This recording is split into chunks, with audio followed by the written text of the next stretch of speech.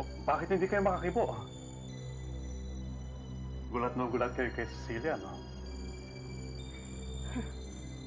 Sino ba naman ang mag-aakala na maibabalik na babae niya ng itsura niya? Kung sa bagay, sa laki ng pera na Ma. ginastos. Please. Hindi naman pagsalitaan ng ganyan si Cecilia. Pero iho, totoo naman. Sa laki ng pera na ginastos natin para sa kanya, siguro naman hindi nasasama ang loob ni Cecilia kahit ano pang sabihin ko, hindi ba? Doña Victoria, hayaan na lang natin yung mga bagong dating.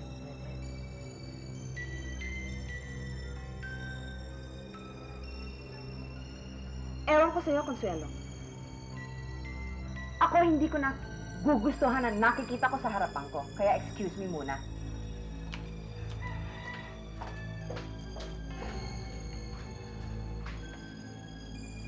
Bueno. Pumasok na kayo sa loob. Teka na. Cecilia. Sensya na kay Mama.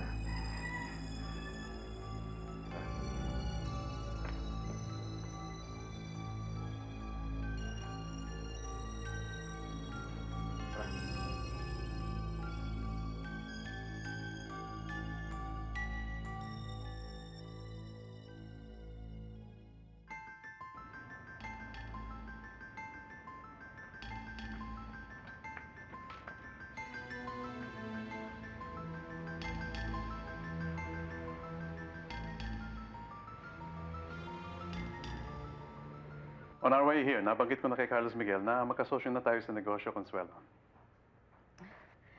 I hope hindi to alangan sa'yo, Carlos Miguel. No problem. Basta ba huwag mong pakialaman ng personal kong buhay. O nga pala pa, nagkausap na ba kayo ni Jose Enrique? Hindi madalas. Pero sana, bumalik na siya dito. Hindi ko alam kung anong nasa isip ng kapatid mo eh. Tito. Carlos Miguel, kumusta? Eto, okay. Oh, Cecilia, kumusta ka na? Parang walang nangyari sa'yo ah. Parang hindi ka na-aksidente. Alam mo, Apollo, yan din ang naisip ko nung una ko siya makita eh. Sayang at nasa probinsya si Esme. Alam mo bang bigla siya nawala at di mo na nagpaalam?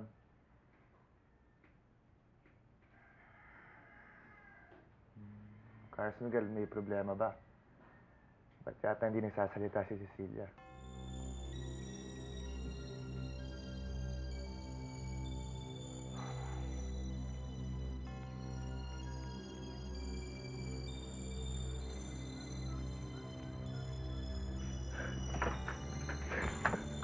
Mahimulo!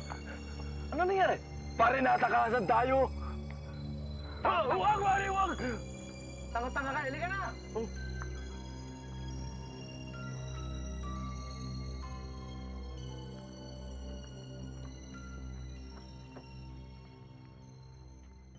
Sensya ka na, Apollo, ah. Medyo hirap pa rin talaga magsalita si Cecilia, eh. Pero pwede naman kung pilitin, eh. Nahihirapan lang talaga. Pero babalik naman ang boses niya. Oo naman. Imposibleng hindi. Dahil talagang gagawin ko ang lahat para maibalik lahat ng nawala sa kanya. Diba? O, tama na muna yan, Iho. Baka nagugutom na si Cecilia. Halika sa loob at nakahanda na yung merienda kanina pa eh. Okay. Shall we? Go! Consuelo? Ma.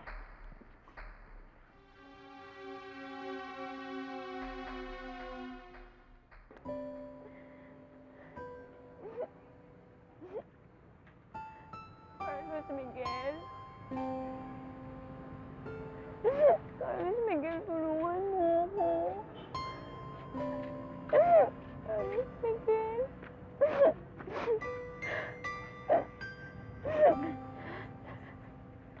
Carlos Miguel?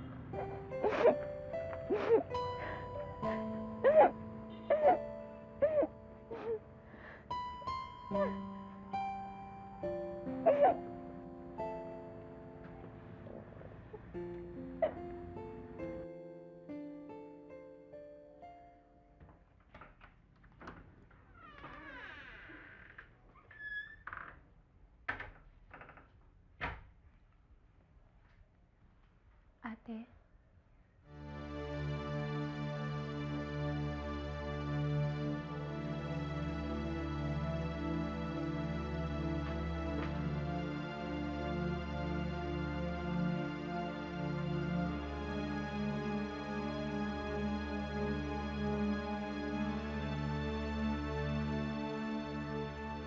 Inato, ano natin?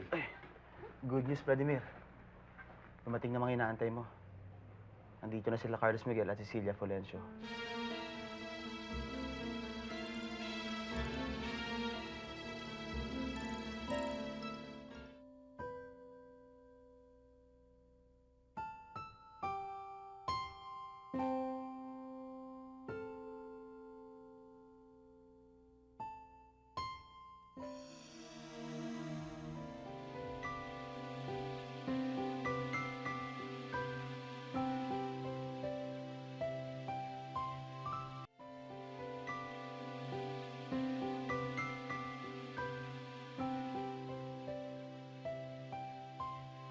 Mabuti naman nakabalik ka dito ng maayos. I missed you, ate. Ang tagal din natin hindi nagkita. Ako rin.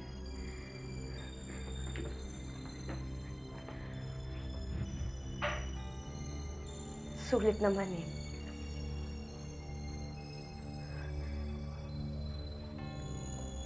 Kamukhang kamukha mo si Cecilia. Puwera ang boses mo. Ikaw na ikaw. Kung alam mo lang, ate, tuwing humaharap ako sa salamin, gusto ko saktan ang mukhang ito dahil naaalala ko ang babaeng niya. Ate, hindi ko yata kaya. Nandidiri ako sa mukha ko. Ate, ayoko tong mukhang to. Nandidiri ako!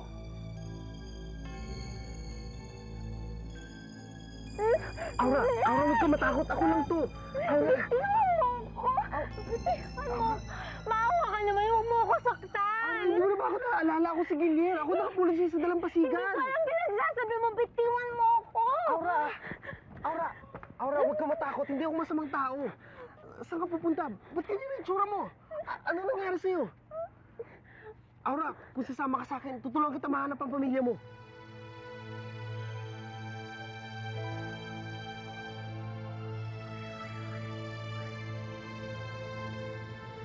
Huwag mong sabihin yan, Olga. Dahil yung mukhang mong yan, ang may kagagawa kung bakit magkasama pa kay ni Carlos Miguel.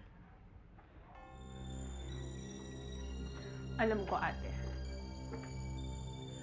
Pero galit na galit pa rin ako kapag humaharap ako sa salamin at itong mukhang to ang nakikita. Ate, parang habang buhay na ako nakakulong sa mukhang ito. Parang habang buhay na akong nakakulong sa katauhan ni Cecilia.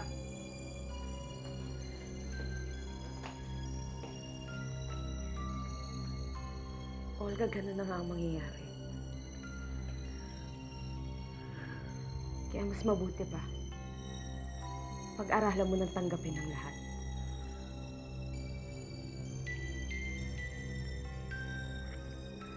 Ayusin mo na yung mukha mo. Huwag ka nang umiyak. Baka makita ka pa ni Carlos Miguel. Mahihirapan ka pang magpaliwanag sa kanya. Mauna na ako, Olga. Marami pa akong dapat isikasuhin.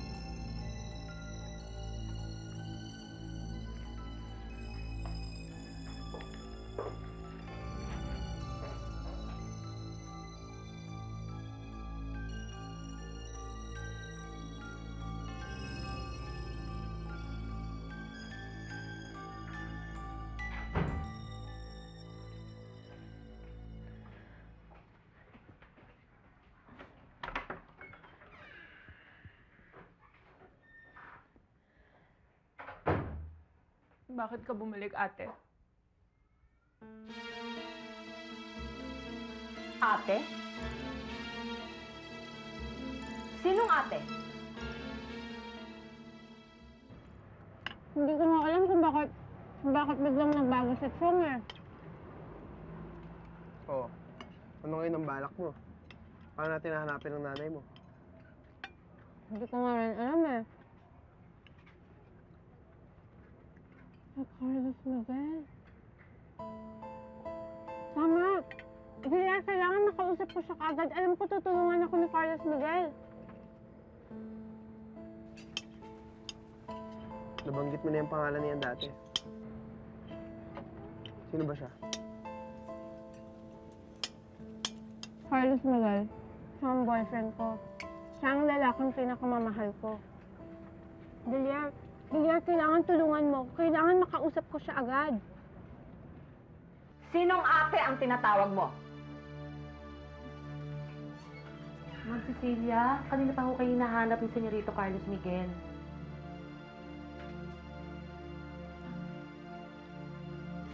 Thank you, ate. Sige ho.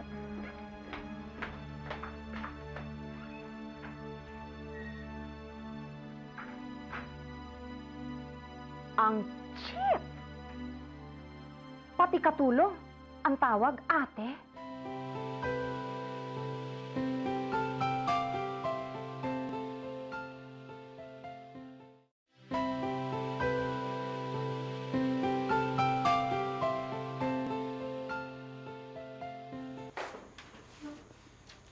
Dumating na kaya sila, ate?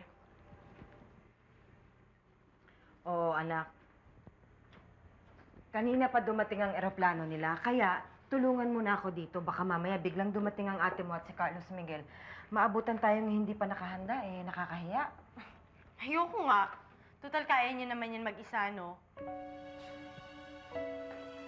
Bakit hindi na lang kayo magpabukas, Iho? Hindi na ho pa. Kanina po nag-aantay si Aling Mariana eh. Cecilia, iuwi na kita sa inyo. Alam ko naman na sabik ka na makita ng inay mo eh. Ha? Mabuti naman. Aalis ka na pala, Cecilia. Sigurado ko, miss na miss mo na yung bahay ninyong bulok at saka mabaho at saka yung nanay mong meketong. Pwede ba? Tigilan mo na. Ma, pwede ba tigilan niyo na yung pagpaparinig niyo kay Cecilia? Pare, tara na. Para hindi tayo matraffic. Cecilia, tara na. Sige ba, Ma? Ingat kayo, ha? Cecilia? Cecilia ba? Cecilia? Cecilia? Cecilia! Cecilia! Cecilia?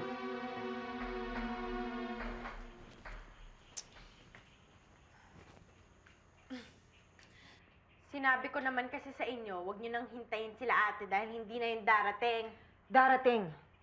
Sigurado akong darating ang kapatid mo. Darating sila ni Carlos Miguel. Darating ang kapatid mo dahil nasasabik na rin siyang makita ko. Hindi maaring hindi sila dumating. Kaya pwede ba? Babalik next week si Mr. Randolph Quintana. As you know, siya na ang namamahala ng negosyo ng pamilya. Well, that's good. Then I hope to see you next week, Mr. Lopez. Thank you. We'll go ahead. Thank you.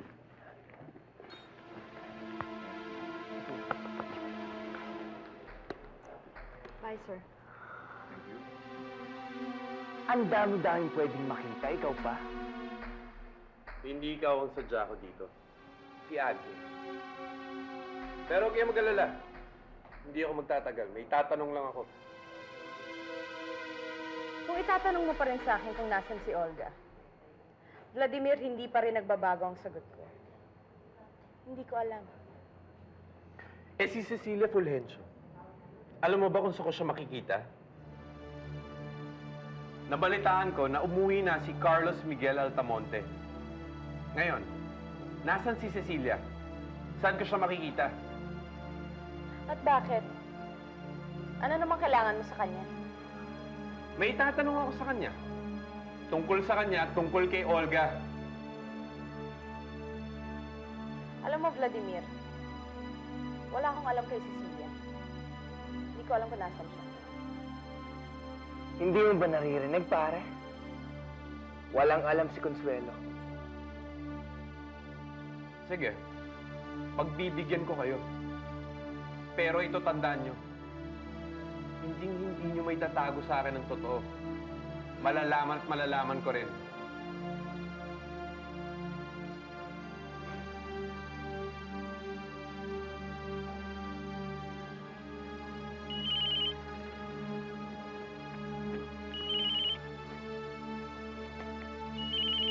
Hello? Hello? Consuelo, may masamang balita. Nakatakas si Cecilia. Napagod lang siguro siya sa biyahe ninyo, kaya siya hinimatay. Makabubuti sa kanya magpahinga. Pabayaan niyo muna siya.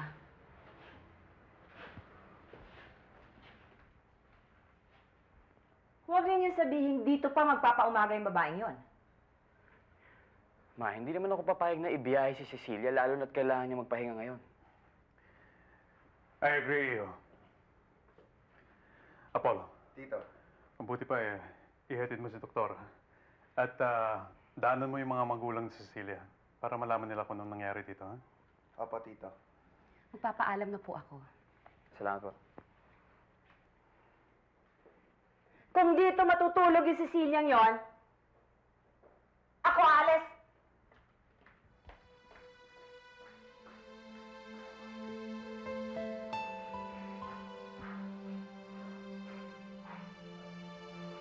Mama talaga, oh.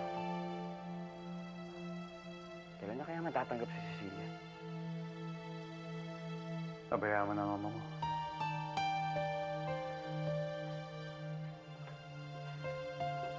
Pahinga ka na, Iho. Sige ba?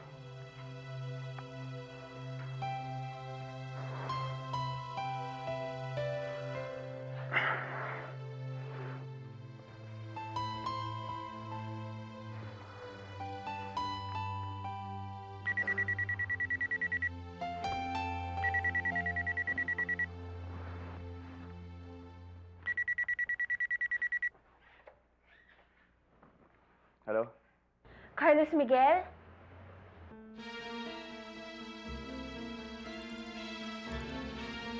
Cecilia?